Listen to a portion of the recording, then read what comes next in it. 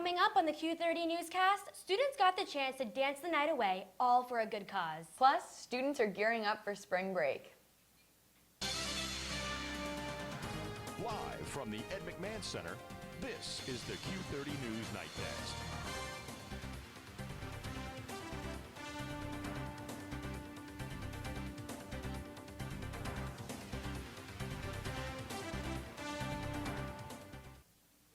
Good evening and welcome to the Q30 Newscast. I'm Nicole Kessler. And I'm Brenna Oricoli.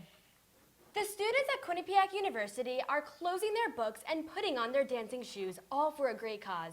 It's the 5th annual dance marathon here at Quinnipiac University, and all the money raised goes directly to the Connecticut Children's Medical Center here in Hartford. I had the chance to attend the event, and the night was one to remember. Here at Quinnipiac University, the students are too legit to sit. That's right, 7 hours straight of no sitting, just non-stop dancing, all for the kids. I'm dancing for the kids tonight. It's all about the kids, it's all about the families, it's all about what they've gone through to make them just feel like their regular average kids for the night. This is QTHON. It's the largest student-run philanthropy event of the year. There were more than 900 dancers, jumping, twisting, and singing, all to raise money for the Children's Miracle Network and the Connecticut Children's Medical Center. One father's journey in particular has made him grateful for the generous donations from the students. They couldn't have the programs that help the kids, the game nights, the craft events that they have for the kids. It's amazing. That extra money just means so much to the families and children.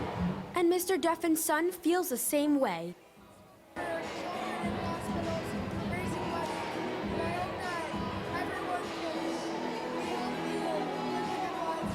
The Connecticut Children's Medical Center told the management team that if they raised their goal of $75,000, a cardiovascular examining room would be named in QTHON's honor.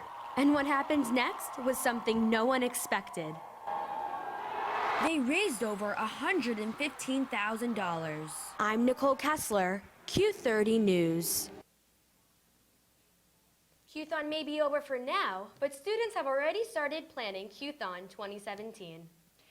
And a group of public relations students entered a national competition that gave them the chance to recognize student veterans. The students presented an American flag to the organization at a ceremony Tuesday morning. It was all part of the National Bateman Public Relations Competition.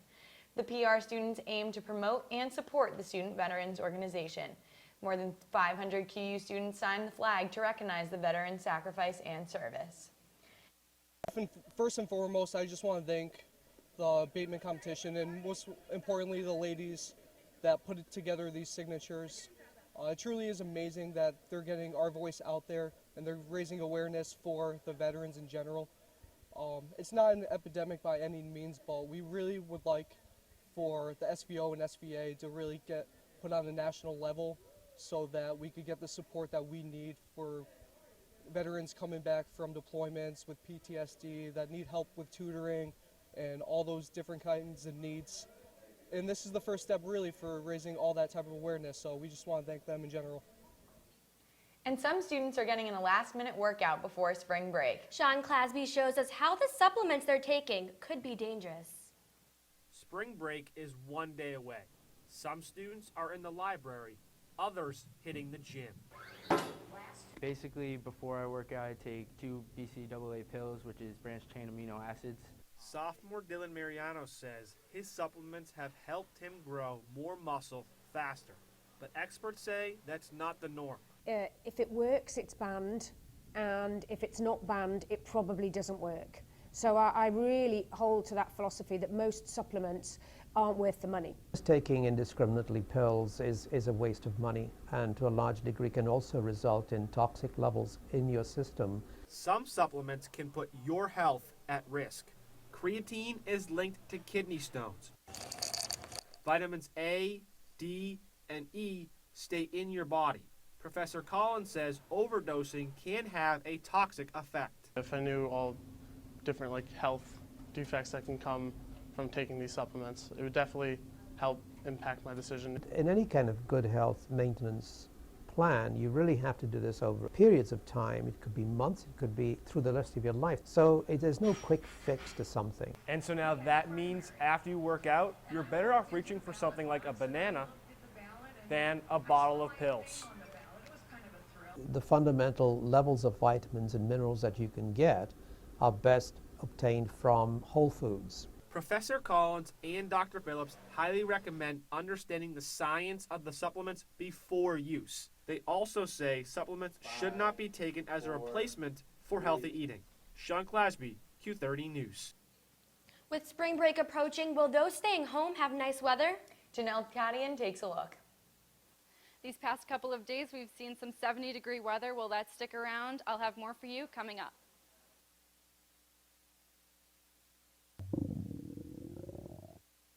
I could really go for a Ray and Mike's sub right now. Come to Ray and Mike's and try our Philly chicken and cheese for just over $4. Giant cheesesteak subs and mouth-watering boar's head sandwiches for as low as $4.75. Q-Cash accepted just a mile down the road on Whitney, here at Ray and Mike's. The freshmen this year have stepped in and really just eliminated that problem, doing the right plays at the right time. I mean, it certainly seems like an uphill battle for this team, but Tricia Fabi is one of the best coaches at this university. Bobcats hosting Arizona State. We'll start with this power play. But she's strong. Good Lord, I saw her lifting one time. She could squat 3 of me. Like, oh, well, 7 of me then.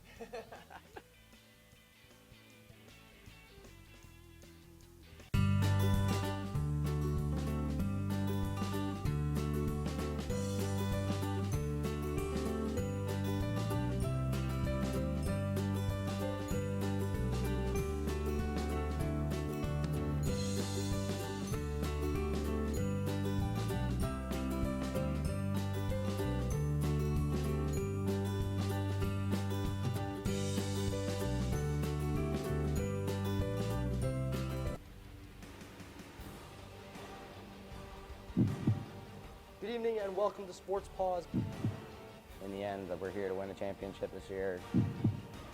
Jess Fontaine now has that. She's going to take a ripper off the post, but she's going to come back. And my number one, hold your applause, Bobcats fans, is Quinnipiac. All right, Victoria, you know what time it is. It's top 5 plays of the week. My favorite time. Students gathered in the piazza to raise money for a special cause. Anna Sackel has more. Quinnipiac University partnered with the St.Baldricks Foundation to host its annual head shaving event this past Tuesday, February 8th, to raise money and awareness for kids with cancer. The atmosphere here right now, it's really emotional in the fact that it touches a lot of people's lives in different ways, whether their family members had cancer or friends or whatever, either young, old, it doesn't really matter. It's just kind of, everyone has that connection, and I think that's why so many people come out every year, either just to support or to shave their head or to really, be a part of the mission of St. Baldricks. For the 6th year in a row, the Student Programming Board has hosted the St. Baldricks event here in the piazza to raise money for childhood cancer research. Well, to be honest, my haircut was pretty ridiculous before, and my fraternity brothers have been asking me to do it for a while, and this just seemed like a great cause. For many Quinnipiac students who came to donate and shave their heads, it was more than just a haircut for a good cause. I've actually had many people, a few people in my family that have actually had cancer, so I kind of wanted to donate back to the cause and, raise some money, raise awareness, especially for kids, because a lot of medical research, like cancer research, is underfunded, so I think it's important that this cause goes well and goes worthy and raises a lot of money for the kids. I have a cousin who was just re-diagnosed with cancer, and then a couple of relatives passed away in the past couple of years from it too. So it's really emotional for me, actually. My mom passed away a year and a half ago from cancer, so just shaving my head for the kids with cancer and all the money we raised about $2,200. So yeah, it really just hits home. The exact number has yet to be released, but SPB said that they raised more than $7,000 prior to the start of the event. It's hair. It grows back. If you don't have the money, just cut your hair. You can do it too or whatever. I'm Anna Sackel for Q30 News. And the Kappa Delta sorority hosted its 3rd annual Shamrock the Ropes event this past weekend. The popular tug-of-war competition between student organizations is all for the sorority's philanthropy to combat child abuse. New Blue Rugby were the winners of this year's competition, beating AD Pi. All of the money raised went to Prevent Childhood Abuse America and the Children's Center of Hamden. Donations close tomorrow. Quinnipiac continues to update its technology after launching a new version of WebAdvisor. Starting this semester, a new system called Student Planning will be offered. Joel Vanner has more. Josh Berry has been the registrar at Quinnipiac for just 18 months. WebAdvisor, the program the registrar's office used for course registration, has been at Quinnipiac for much longer than Josh has, and that age was starting to show. It's a little bit dated. I found it to be a little bit confusing. I thought that some of the frustration with it was at its presentation, its look and feel. It also did not allow a student the ability to add future courses to a plan, and able to enable them to move forward and see what their academic career would be here in 4 years. Due to the age and the limitations, Barry decided that it was best for Quinnipiac to move on from WebAdvisor, which is why starting with the summer 2016 semester, students will be using an updated registration system called self-service. Students also have the ability to export to iCal or other online calendaring services so their academic calendar can be in line with other activities in their personal calendar, so they really get a comprehensive view of their day. Barry said that the registrar's office is working to eliminate the issues that have popped up now that the new registration service has been opened up to all. And we just ask that students or faculty and advisors send us an email to registrar@quinnipiac.edu, and we'll just manually make those adjustments if need be. For Q30 News, I'm Joel Vanner. Relay for Life is already preparing for next year. The organization held a sign-up event on Tuesday outside the Student Center. Students shared why they relay on a whiteboard as part of the traditional photo campaign.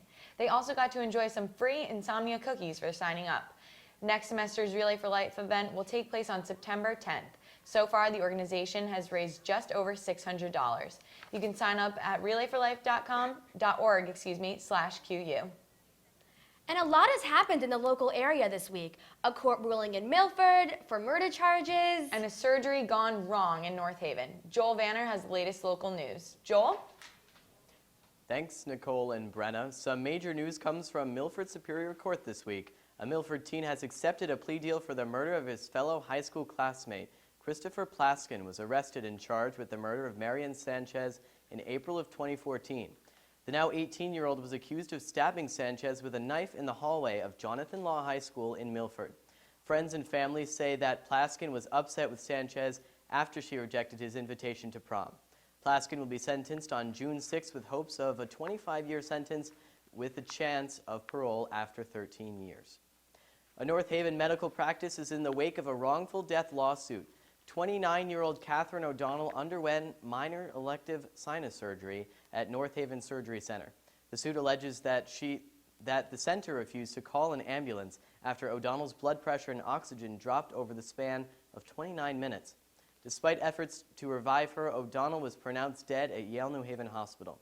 The lawsuit is ongoing.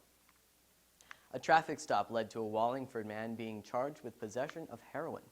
23-year-old Stephen Vincent was pulled over for speeding and making unsafe turns when officers discovered 30 bags of heroin. Vincent was released on a $2,500 bond and is scheduled to appear in Meriden Superior Court later in March.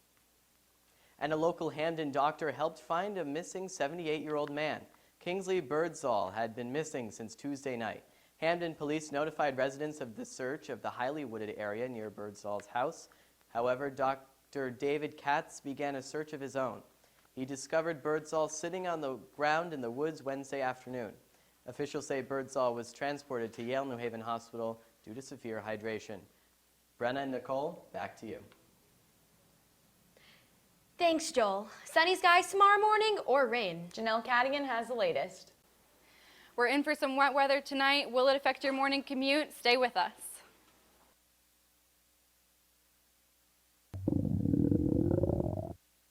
I could really go for a Ray and Mike sub right now. Come to Ray and Mike's and try our Philly chicken and cheese for just over $4. Giant cheesesteak subs and mouth-watering boar's head sandwiches for as low as $4.75. Q Cash accepted just a mile down the road on Whitney, here at Ray and Mike's. The freshmen this year have stepped in and really just eliminated that problem, doing the right plays at the right time. I mean, it certainly seems like an uphill battle for this team, but Tricia Fabi is one of the best coaches at this university. Bobcats hosting Arizona State. We'll start with this power play. But she's strong. Good lord, I saw her lifting one time. She could squat 3 of me. Like, Oh, well, 7 of me then.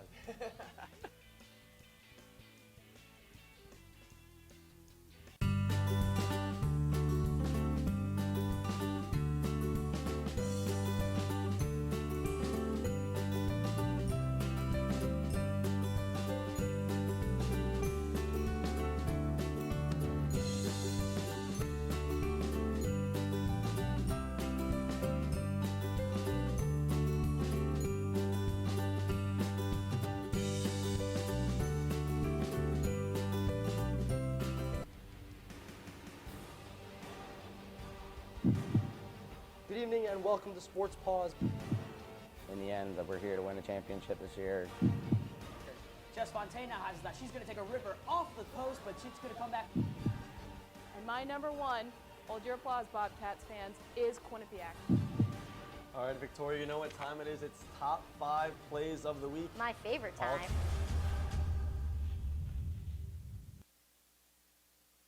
Welcome back to the Q30 Newscast, guys. I'm Janelle Cadigan here with your full weather forecast. So as we take a look at the national map, this is really cool. Check it out. Los Angeles is 66 degrees, and Boston, the Boston area, is 63 degrees. We are almost the same temperature as Los Angeles right now. The South, if you're going there for spring break, it's going to be warm. Right now, Miami is at 82 degrees. It's amazing weather. And for tonight, though, we're looking at some showers that are going to be moving in tonight into tomorrow morning. It will get heavy towards the 8 o'clock hour, 9 o'clock hour here, and into tomorrow morning. So if you're driving home tonight, you might want to rethink your plans, maybe reschedule, your trip for tomorrow morning. Tonight's forecast, again, is going to be 49 degrees, so the rain is going to cool us off. It's a 90% chance of rain, like I said, 9 o'clock, 10 o'clock, it's going to get pretty bad. So try to make sure you're home either before that or you leave tomorrow morning. Tomorrow's temperatures, again, it's going to cool off, 60s all around the state. If you're sticking around, if you have classes tomorrow and Friday, it's going to be 60s again. And tomorrow it's going to be raining in the morning. It should be, gone by 7 or 8 o'clock in the morning. So I think those of you with 8 a.m.s should be fine without those rain boots. 60 degrees and partly cloudy. And for the 7-day forecast, today we saw 70 degrees, great weather. It's going to cool off. That's not exactly going to stick around for now. Friday and Saturday and Sunday are all going to be in the 60s, which is still very seasonable weather. As we get into Monday and Tuesday, for those of you sticking around next week, it's going to cool off considerably, 47 degrees on Monday with that rain, and the rain is going to stick around into Tuesday, 58 degrees, but then on Wednesday, we see a warm up again, 68 degrees. Who knows, we might even see some 70s next week. That's all I have for your weather forecast. Back to you guys at the desk. Kim Kardashian makes headlines again this week. And the Dancing with the Stars announced its cast for its 22nd season. Anna Sackel has this week's entertainment news. Thanks, guys. Well, it's no surprise here, Kim K has got the world talking yet again. On Sunday, Kim shared a nude selfie on Instagram, and everyone had something to say about it. Kim responded to the comments on Twitter and Instagram with humor, sass, and even more nude selfies. Many stars started making jokes and bashing the reality TV star, including Pink and Bette Midler. On a positive note, however, stars like Bella Thorne, Ariel Winter, and Amber Rose came to her rescue. Amber Rose even took to Instagram to combat Pink's comments about Kim, saying, quote, "Please, as a grown woman, let another grown woman live as she wishes." And Erin Andrews' Peeping Tom case has been settled 7 years after it began. In 2008, a video surfaced of the sportscaster changing in her dressing room.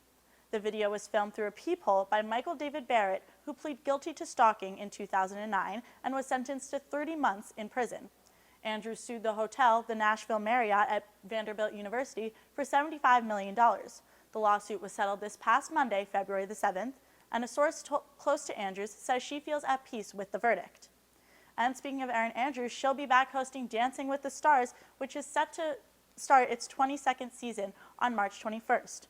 The lineup was announced on Tuesday, February 8th, and includes some fun names, including, and I'm so happy about this, Full House star Jodie Sweetin. Other stars include reporter Geraldo Rivera, NFL linebacker Von Miller, and the last winner of America's Next Top Model, Niall DeMarco, who just so happens to be paired with my favorite professional, Peter Murgatroyd. And that's all I have for your entertainment news. I'm Anna Sackel, now back to the desk. Thanks, Anna. When we come back, MJ Baird has this week's sports update. Stay with us.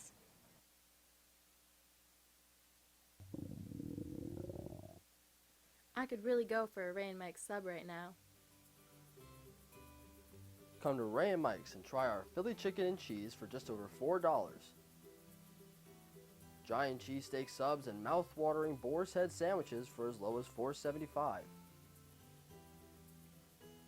QCash accepted just a mile down the road on Whitney, here at Ray and Mike's. The freshmen this year have stepped in and really just eliminated that problem, doing the right plays at the right time. I mean, it certainly seems like an uphill battle for this team, but Tricia Fabi is one of the best coaches at this university. Bobcats hosting Arizona State. We'll start with this power play. But she's strong. Good lord, I saw her lifting one time. She could squat 3 of me. Like, Oh, well, 7 of me then.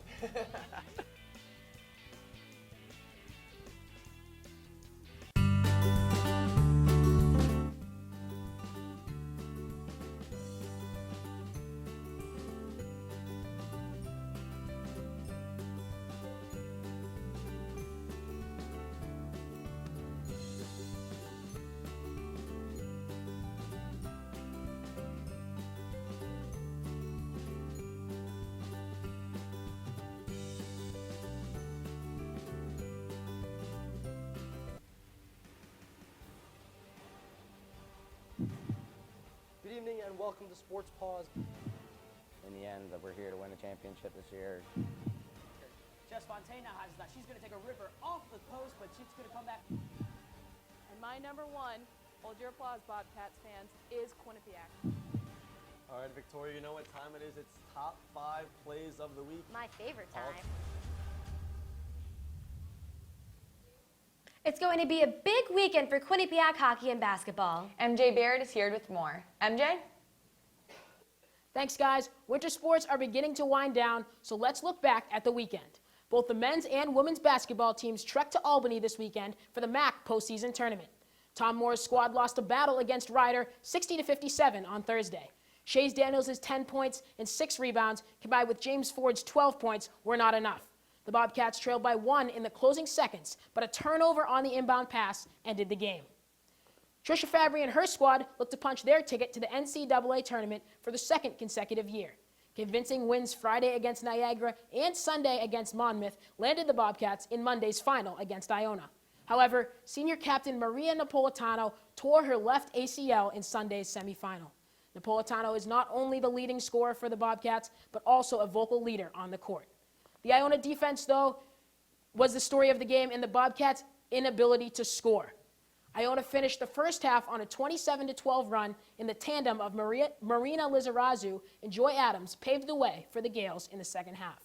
The Bobcats pulled the deficit to within 4 midway through the third quarter, but could not close any further as Iona pulled away to win 57-41. Paula Stromene, Aaron McClure, and Maria Napolitano were chosen to the all-tournament team for the Bobcats. Back in Hamden now, the men's ice hockey team earned a first-round bye in the ECAC playoffs. The Bobcats are the number 1 seed in the conference and will welcome number 8 seed Cornell. Game 1 of the best-of-3 series starts Friday, March 11th. Moving over to women's hockey now, the university hosted the ECAC championship games. Cassandra Turner's Bobcats defeated St. Lawrence in the semifinal game on Saturday. Clarkson beat Colgate in the second semifinal game. The top 2 seeds faced off Sunday afternoon, in the championship. Nicole Brown, Nicole Connery, and Emma Greco were named to the all-tournament team, but let's take a look at that game against Clarkson. Up at High Point Solutions Arena, we have the number 1 Quinnipiac Bobcats taking on the number 2 Clarkson Golden Knights. Definitely a game of goaltending and defense. Sydney Rossman for the Bobcats and Shay Tiley for Clarkson. You'll see it here. It starts off block shot by Emma Greco. Just one example of the defense in this game. Nicole Brown throws a shot on Tiley there. That's eaten up by her. another strong showing of the goaltending. But check this out. This is the turning point in the game. Nicole Brown off a shot from Nicole Costa off the end boards. That comes right after a face-off win, and the Bobcats take a 1-0 lead. Second period, though, Clarkson trying to pepper Sydney Rossman, but she's eating everything up, keeping this game a 1-goal game. Later in the period now, Emma Woods with the chance out front. She shoots it just wide, though, and here she is again off the one-timer. Emma Woods with a couple good opportunities coming in that second period, but Shea Tiley eating those up. Game gets a little bit rough here in the end of the second period. Erin Ambrose, is going to take a penalty. Things get a little chippy there. Emma Woods, again, you see her stepping in for that. And we have the third period now. Kaylee Mercer leads Clarkson in goals, points, everything. Stuffed, though, by Rossman on a breakaway. Still 1-0 Quinnipiac, and as the final seconds tick down, you see the crowd go wild, the players go wild. The Quinnipiac Bobcats are your ECAC playoff champions. Cass Turner says taking over the team, the coach that brings the team, to their first regular season championship as well as their first conference championship.